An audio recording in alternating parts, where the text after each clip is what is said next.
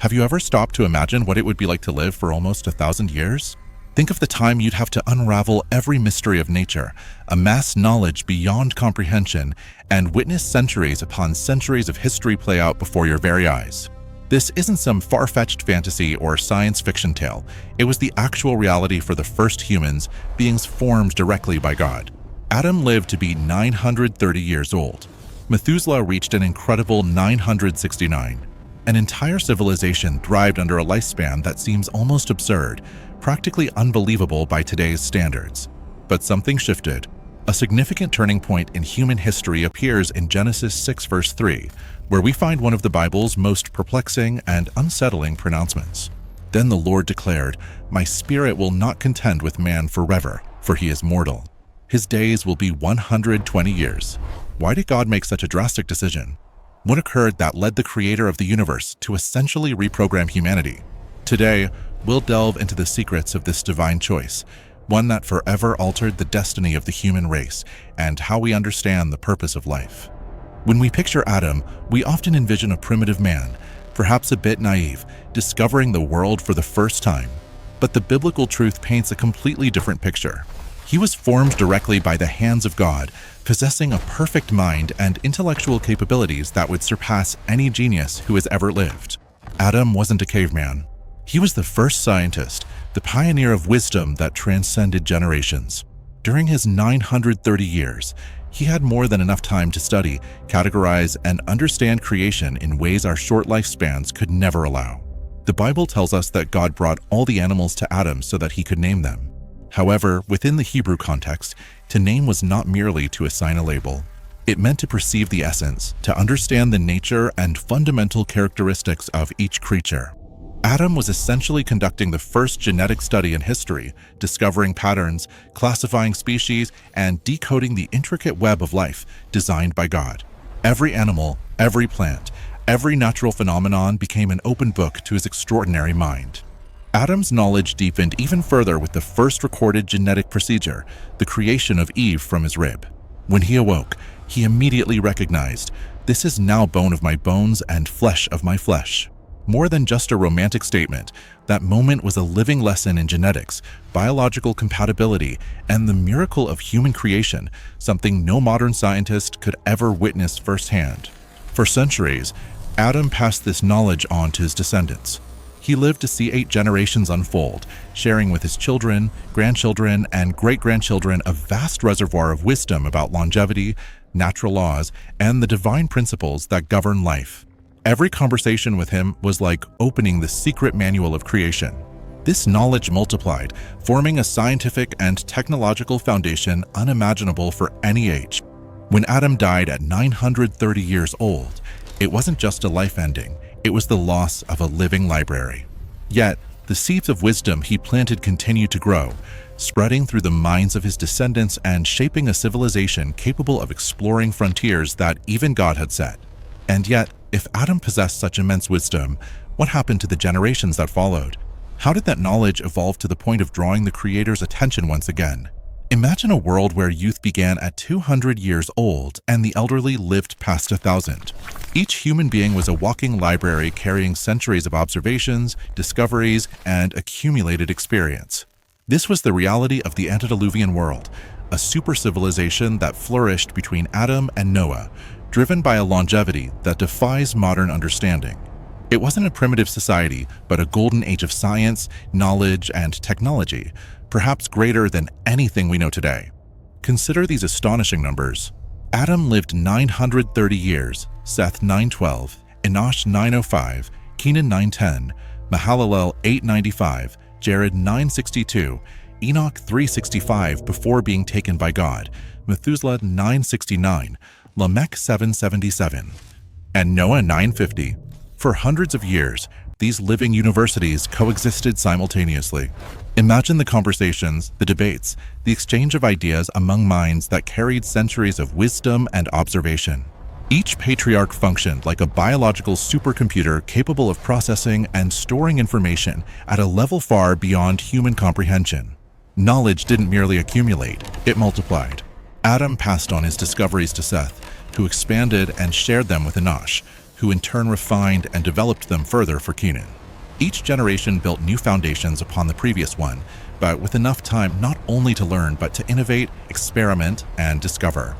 In just a few centuries, this civilization could have developed technologies and understood scientific principles that humanity would take millennia to rediscover. The Bible gives us hints about the level of their advancement. Genesis 4 describes the descendants of Cain as builders of cities, creators of musical instruments, and craftsmen in bronze and iron. But that's only scratching the surface. With centuries to perfect their skills, these antediluvian artisans and scientists likely developed techniques that would astonish even modern engineers. Building cities wasn't simply stacking stones. It involved urban planning, hydraulic engineering, advanced architecture, and complex social organization. Yet, a growing danger lurked within this super civilization. The same knowledge that could serve for good could also be corrupted. The longevity that allowed wisdom to flourish also gave time for evil, depravity, and rebellion to take root against God. Corrupt individuals had centuries to refine wicked practices, influence generations, and spread destruction. What should have been a blessing became a very real threat to the divine plan. Among all these patriarchs, one stood out, not only because of his age, but because of the prophetic meaning of his existence, a man whose very name carried a message about the destiny of humanity. Among all the antediluvians, none is as fascinating as Methuselah, who lived 969 years, the longest lifespan in human history. But Methuselah was more than a record of longevity. He was a divine marker, a prophetic timepiece set by God to announce the countdown to the most devastating judgment the earth would ever experience. His name in Hebrew holds the meaning few understand. He was a living prophecy, walking the earth for nearly 1,000 years. And when Methuselah finally died, the world would feel the approach of something that could no longer be ignored. Methuselah's father was Enoch, the man who walked with God and was taken away without tasting death. When Enoch gave that name to his son, he wasn't merely choosing words. He was transmitting a divine revelation about the fate of humanity. God had shown him that judgment would come, but not immediately. There would be a period of grace, a time of divine patience, and that time would be measured by the life of Methuselah. Every year Methuselah lived was another year of mercy, another chance for humanity to turn back to God. It was as if the Creator himself had set a 969-year countdown, a final opportunity for repentance and transformation. For nearly a millennium, Methuselah stood as a living warning. Everyone around him knew the meaning of his name and understood its silent message. The judgment is coming. Imagine the spiritual and emotional weight of living alongside someone whose very name declared, when he dies, judgment will come. Every sunrise was a reminder of God's patience. Every completed year, another chance for humanity to change its course. But that chance was wasted. Instead of repenting, the antediluvian civilization plunged ever deeper into corruption and violence. Genesis 6 verse 5 paints the dark picture. The Lord saw that the wickedness of man was great in the earth, and that every imagination of the thoughts of his heart was only evil continually. God's patience was not infinite, and its limit was directly tied to Methuselah's lifespan. When the countdown finally reached its end, judgment became inevitable and absolute. And then it happened. In the year 1656 after creation, Methuselah died at 969 years old.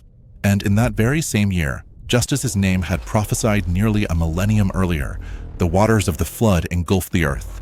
It was no coincidence. It was the precise fulfillment of a divine message that had echoed through generations. The death of Methuselah marked the end of the Age of Grace. The countdown had reached zero. Before departing, Methuselah fulfilled one final vital mission.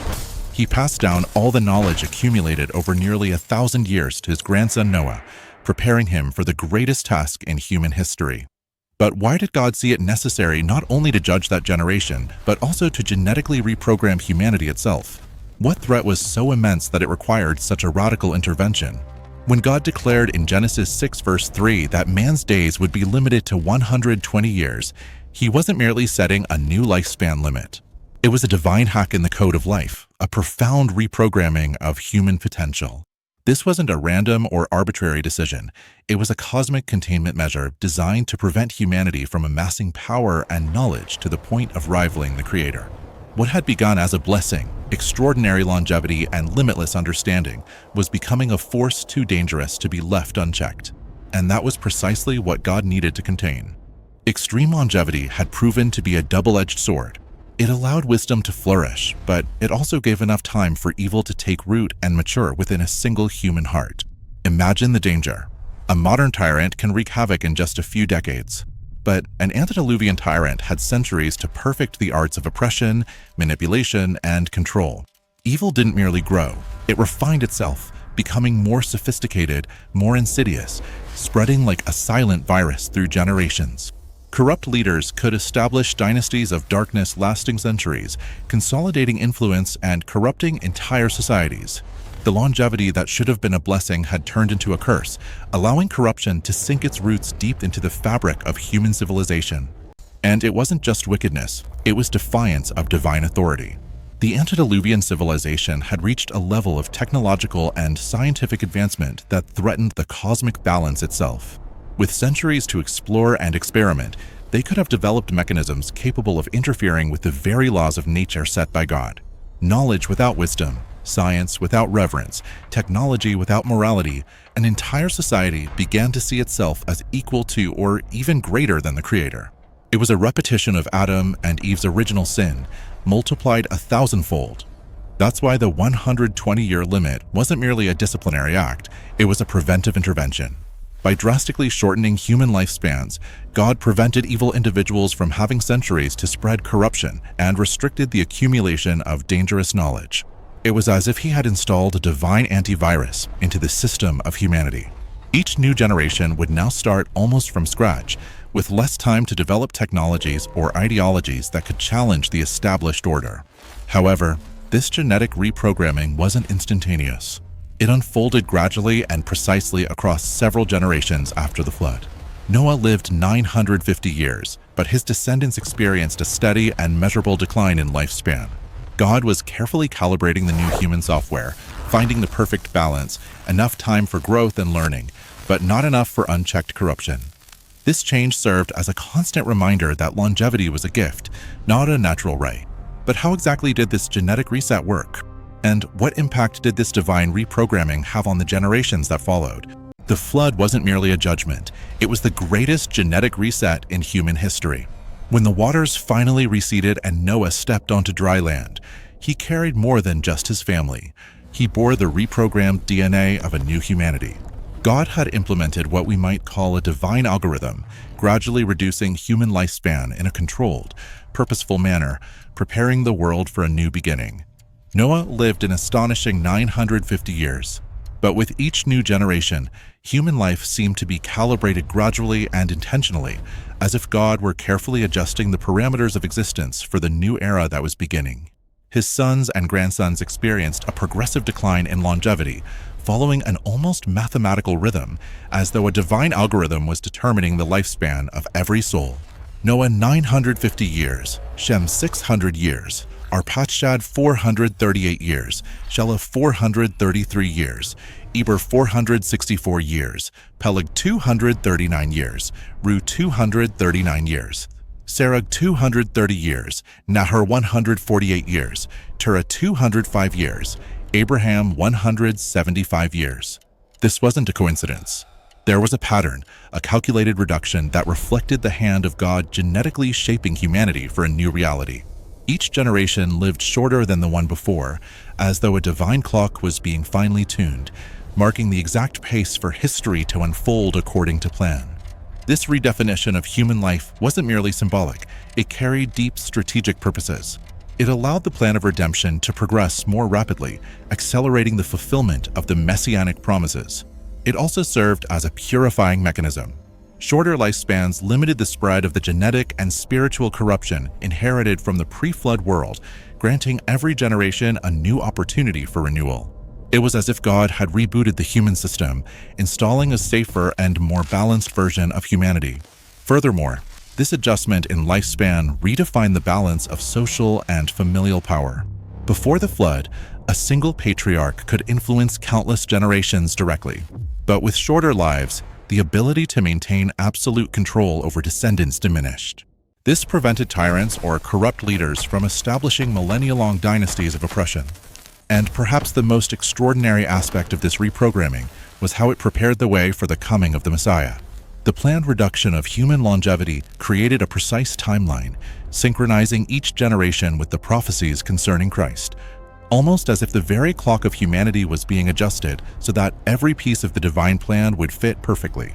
The accelerated rhythm of generations made it possible for the promises given to Abraham, Isaac, and Jacob to be fulfilled at the appointed time, forming a sequence that would culminate in the incarnation of the Son of God. But this divine engineering runs even deeper. There exists a hidden pattern, a mathematical code woven into the genealogy of the Messiah. The list of names in Matthew 1 isn't just a sequence of ancestors. Each name, each connection between father and son, appears to follow a supernatural logic, revealing the precision and invisible design of God guiding every generation, silently preparing the world for the exact moment salvation would appear.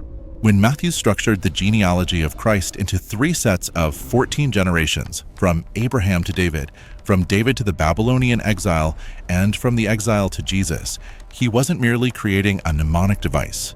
Behind this organization lies a carefully designed numerical pattern that points directly to the messianic identity of Jesus. The number 14 wasn't chosen at random. In Hebrew, the name David carries the numerical value of 14, linking the entire genealogy to Israel's most emblematic king. Thus, every generation isn't only historical, but also charged with symbolic and divine meaning. But the code goes even further than simple numerology. The 3 sets of 14 generations, totaling 42, represent the divine completeness orchestrated by God. The number 3, a symbol of divine perfection, multiplied by the Davidic kingship, produces 42, a number that also echoes through apocalyptic prophecy as a marker of divinely appointed time. Each of those generations endured wars, plagues, exiles, and natural disasters. Yet, the messianic bloodline survived. Statistically, the survival of a single family line over 2,000 years, preserving accurate ancestral records, would be impossible without supernatural intervention. Even more intriguing are the deliberate omissions Matthew made.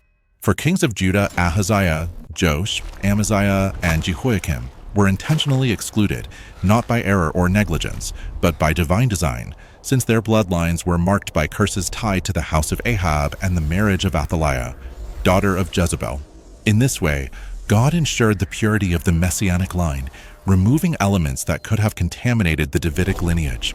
It was a kind of divine genetic editing, demonstrating God's sovereign control over inheritance and the transmission of traits through generations.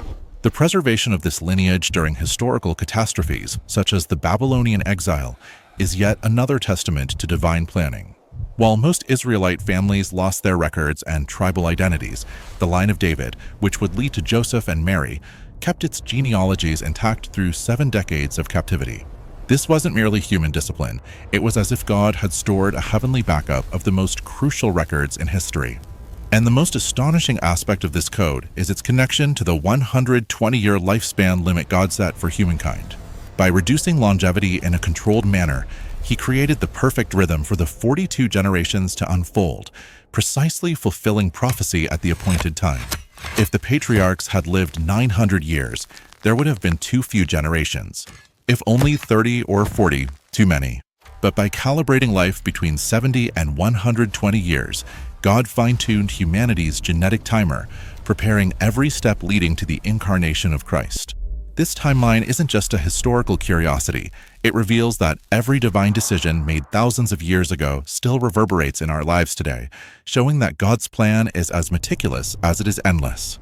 The limitation of human life wasn't an arbitrary punishment. It was a cosmic strategy, a carefully designed measure to protect humanity from itself and accelerate the fulfillment of the redemption plan.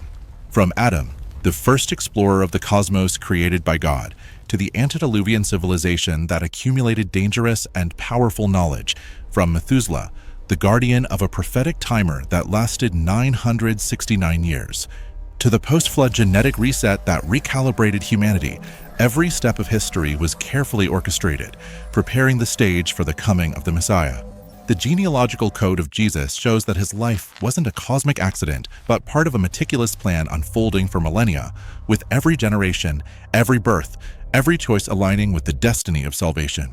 Today, living under the 120-year limit established by God, you have a precious and finite window of time to fulfill your eternal purpose. Each day is a divine gift, each year a unique opportunity to align your life with the plan God carefully designed for you. The same wisdom that reduced our lifespan to protect humanity also gave us enough time to know our Creator, accept salvation in Christ, and leave a legacy that impacts future generations. Your life, though shorter than that of the antediluvian patriarchs, is exactly the right length to fulfill the eternal purpose God planned before the foundation of the world. The 120-year limit isn't a punishment, but an instrument of grace, perfectly calibrated so that you may know the Creator, accept salvation, and fulfill your destiny. Every sunrise is a divine gift, every year a precious chance to walk in alignment with God's eternal plan for your existence. The same hand that protected humanity through the genetic reset also determined the exact moment of your birth in this generation, in this age, with this unique opportunity to experience salvation. If this revelation touched your heart, if it opened your eyes to the magnitude of God's love and design, show it by clicking like on this video. By doing so, this message will reach more people who need to hear it. May God bless you, and I'll see you soon.